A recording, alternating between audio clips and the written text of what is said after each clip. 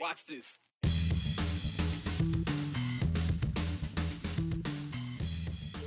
Ahead on your Friday edition of the 208.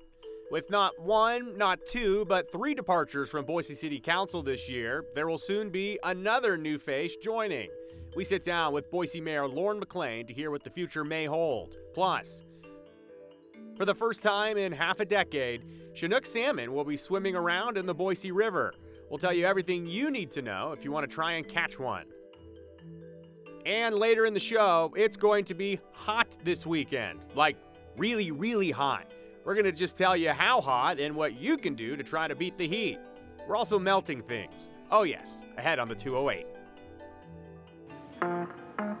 Well, thanks so much for joining us here on your Friday. This is the 208 on KTVB. What a week it's been as we celebrate 70 years. We'll get to more of that later in the program, but let's start with some of the news here.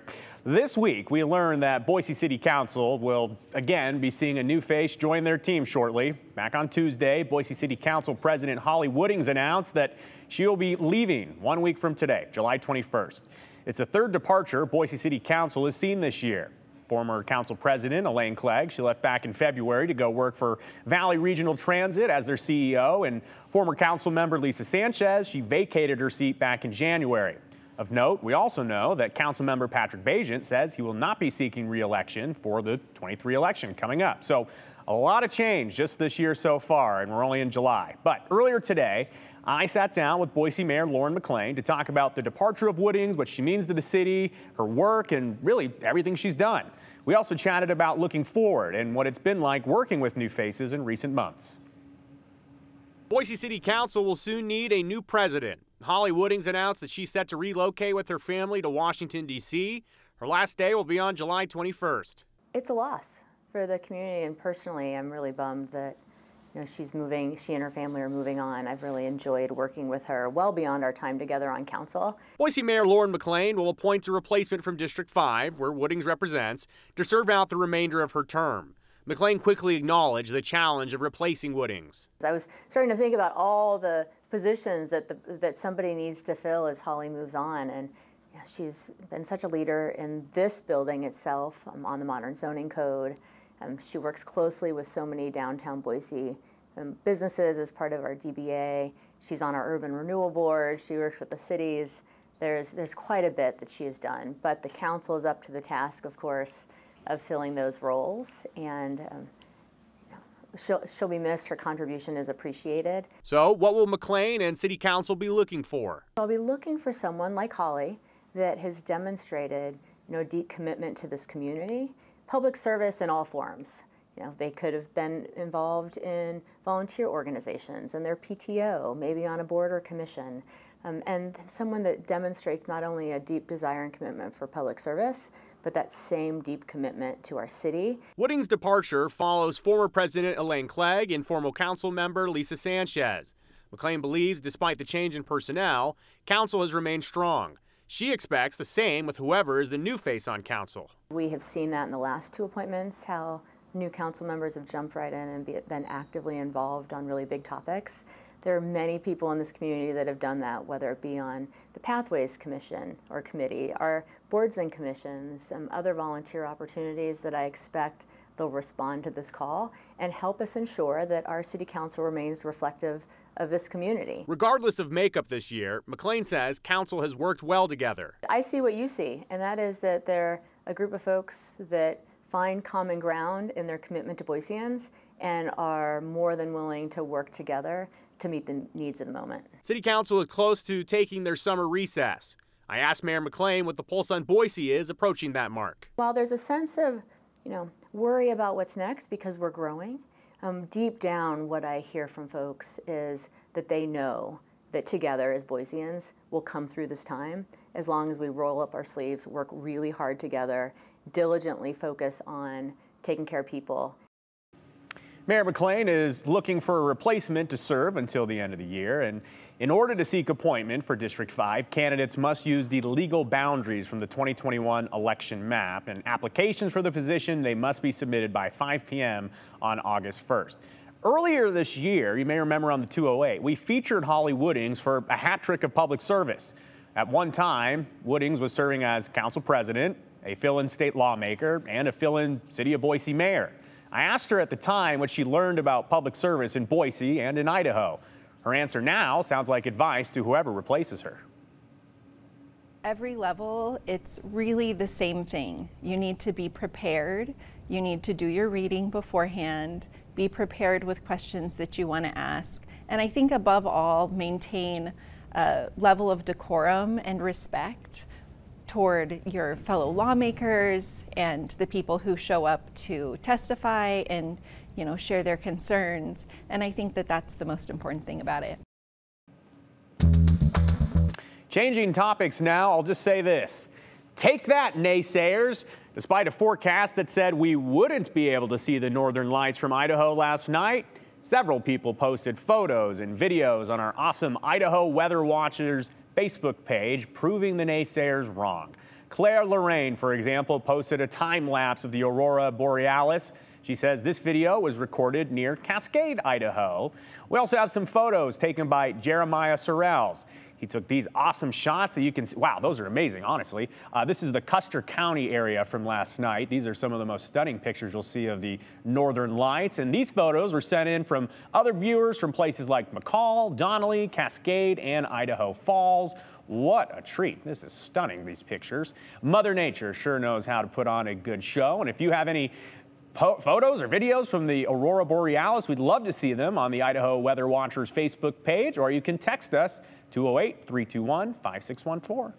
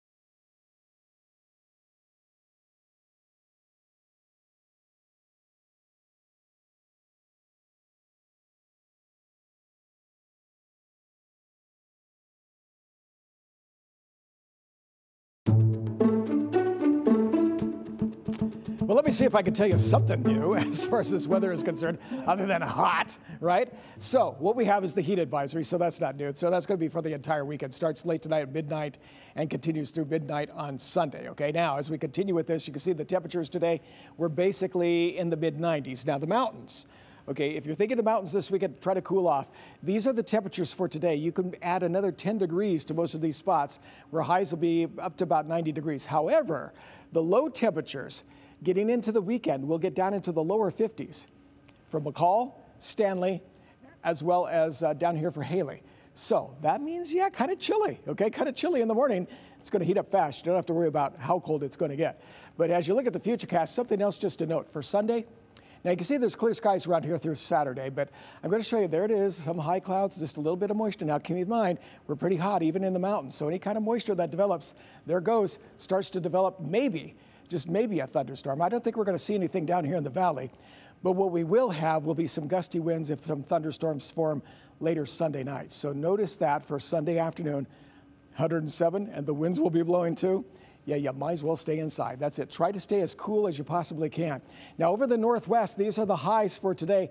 I can't really find any spot that's really much cooler, except for I did see Newport, Oregon, Lincoln, Oregon, Depot Bay, any of those spots over there, 75 degrees, 70 to 75 degrees for the high. So it's going to be cooler and still going to be sunshine. It is a great day to go out and see the coast.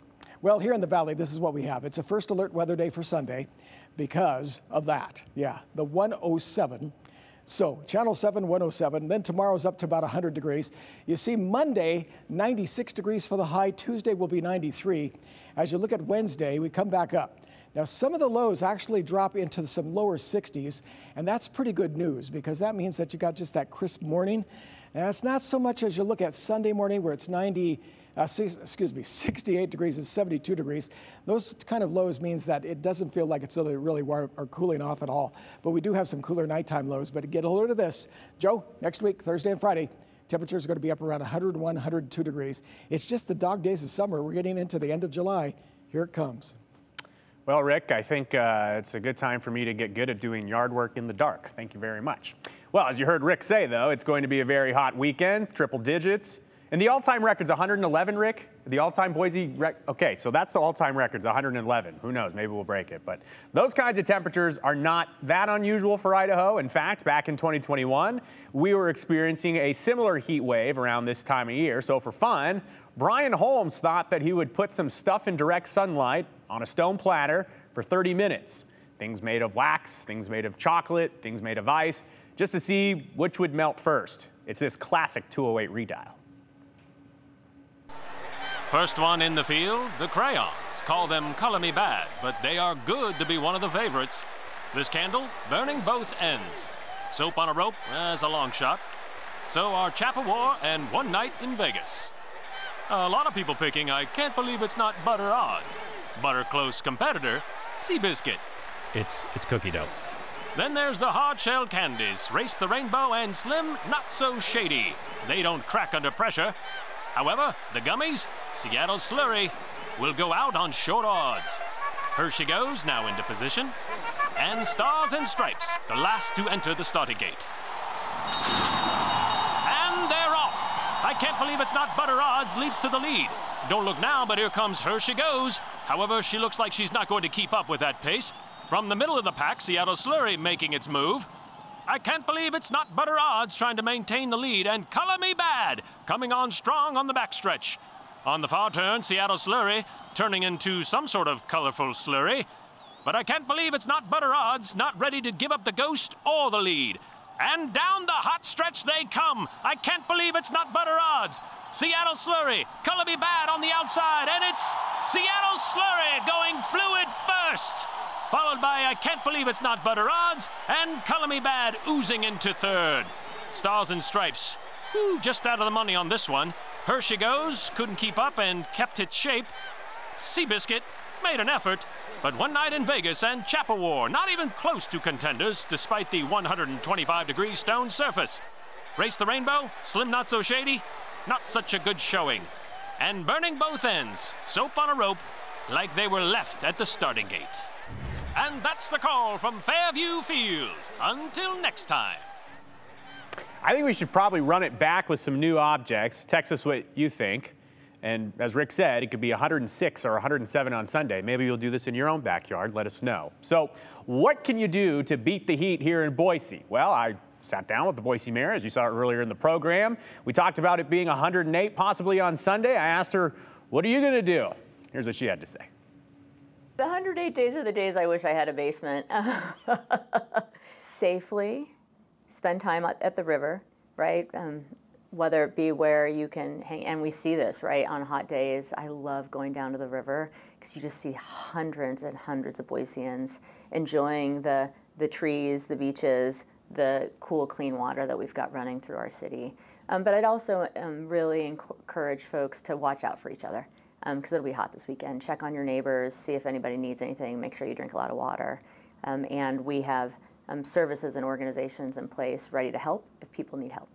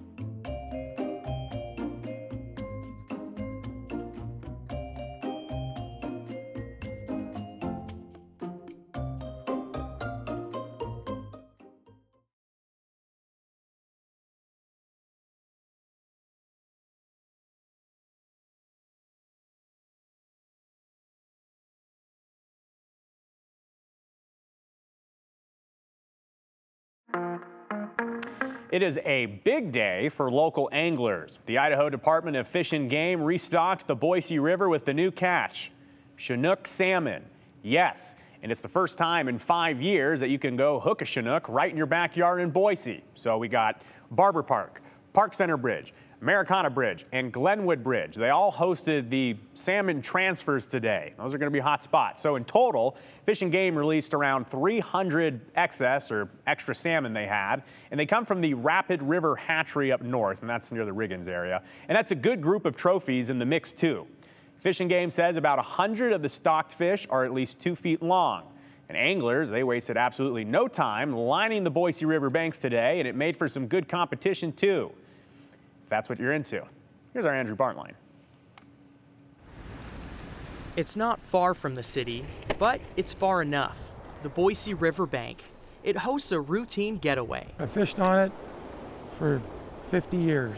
Perfect enough for Gary Warhol. Yeah. He fishes alone today. If my grandson hadn't made plans this weekend, he'd be standing here right next to me. But hopefully, Oh, got it. not for long. And I'm always fishing for trout. Always? Trout's probably I catch the most of. Not exactly the pinnacle of variety. It's a rainbow. And they seem to have a knack Darn it. for getting away too. Yeah, I lost my leader. I've fished places where there's a lot of fish, a lot of salmon, and there's just not that many salmon in Idaho anymore. At least not in the Boise. Not for 5 years. But you never know until they show up. Due to the dams, salmon don't swim here anymore. Fish and Game truck them in from up north. Little Salmon River, Rapid River hatchery in Riggins, Idaho. But only when there's a surplus. Today marks rehoming 300 Chinook for anglers to bait and hook. Salmon, when they bite, they just pick it up. They very seldom really clobber it. Most of the time it just almost feels like you got a snag. You could try to wrestle with them alongside the sideline crowd towing the line on the definition of a fair catch. But nature has a way of sorting that out too. It's a game of patience. But the restock helps with the pace. It's very noticeable. Very noticeable. But it's not even the goal. Yeah, I like the solitude. I'd rather fish in a place where there's not as many people, and which means there's not as many fish. But you know, I just like the solitude. It's a unique game between fish and man, both sides trying to get away. Of the 300 released today, most are jacks. Relatively, they're the little guys. They drop them right where those people at the raft are, the blue raft. The remaining 100 expect a school of 2-footers flipping through the river this summer. They go everywhere. To get them to come to you, It's a real big deal. A real big deal to me. Gary gets creative. A little piece of shrimp. They're a fun fish to catch. They're not easy to catch. You don't get that many fish. You don't have that many opportunities around here. So when you get an opportunity, you take it. An opportunity to get away, where this riverbank is just far enough. You know, this is right here in downtown Boise. Fish and Game says this is purely recreational. And Joe, think about recreating. I'm not kidding you when I say there were like a dozen fishermen just lining the bank of Barber Park today. The second those fish were thrown out, they're throwing their lines in the water trying to track down those fish. So people weren't wasting any time. I'm curious because you were just kind of telling me about this before we went on TV. What's the deal with nets? People trying to grab them with nets? So I actually learned this today. I'm not a big angler myself. That's actually against the law. It's illegal. You can't do that. You have to actually catch the fish. And I think what the Fish and Game guy said to me was you have to hook them in the mouth. I think like the gill counts. But you can't just like hook them in the body and catch them. And people were trying to do stuff like that. So Fish and Game's out there like, yes, these fish, they've been in the truck. They're lethargic, trying to figure out again, like, how do I work the body kind of thing, you know? And people are going after them with nets, trying to get them while they're slow and tired. You can't do that. You have to actually catch the fish. And the Fish and Game guy kept saying over and over again, guys, we're fishing, please be fishing. So yeah, there's gonna be a couple 300 of them out there now for any fisherman interested. Probably less than 300 now.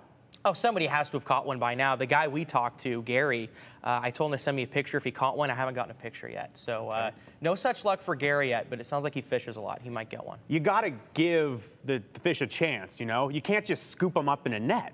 That's too easy. You got to give. You have to give, Joe. Well, I'm curious, too, for the salmon. What a day for them. I mean, their wires must have been crossed because, look, they're up in riggins. Yep. They load them into a truck, so they're in that truck, just floating around. They drive all the way down to Boise, and then, boom, right into the Boise River. All lethargic. They're tired, but hopefully they're feeling better now. Well, Andrew Bartline reporting. Thank you.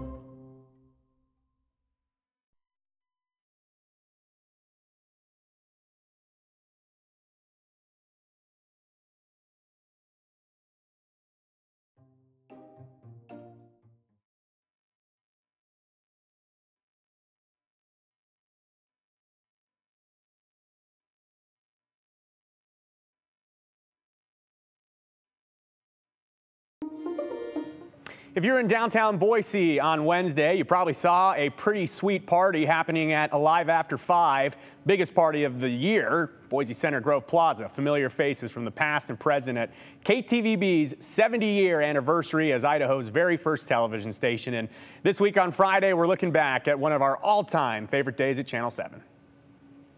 We are live out here at the Boise Center celebrating Alive After 5 and KTVB's 70th anniversary 70 years ago today. How are you? It is so good to see you. Channel 7 has been in this community for 70 years. Could not be happier to celebrate 70 years with everybody watching today. Thank you so much. Oh my God, that's really We just want to say thank you for everything you do for us, and we will continue to do what we do for you. I was new to Boise, so I flipped to the dials. I came across what was then known as Idaho at 5, and I was just hooked, and I've been a fan ever since. It is home to me. There is nowhere else like Boise. There is nowhere like KTVB. KTVB is ingrained in the fabric of our community. We've lasted for 70 years, and we're going to last for a lot longer.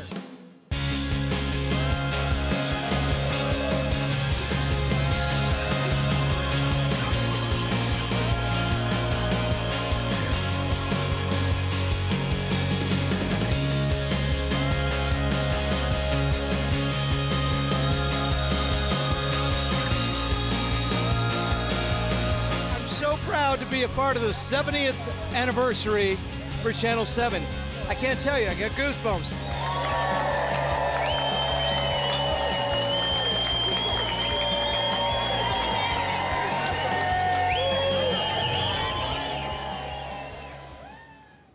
All right, let's wrap this baby up with some of your comments, questions, thoughts. So this will be interesting. This person says, people trying to net freshly released fish, those jerks need to be ticketed. Yes, thank you, Kurt and Eagle. That's why Fish and Game was out there making sure nobody got an easy head start on that. This person said, so did anyone even check those people for the right license? That's Sam and Meridian. Yes, they can do those spot checks. So if you go out there, don't think you're special. There's a chance that you could be checked for your license. So make sure you're up on the up and up. Just to be sporty, those fish should get at least a 12-hour head start. Maybe Fish and Game should do a stealthy midnight drop. Lynn and Meridian, I like that. I think that's a great idea. And this person says, won't the salmon eat the trout, Ray? I have no idea. We'll find out. Tune in on Monday.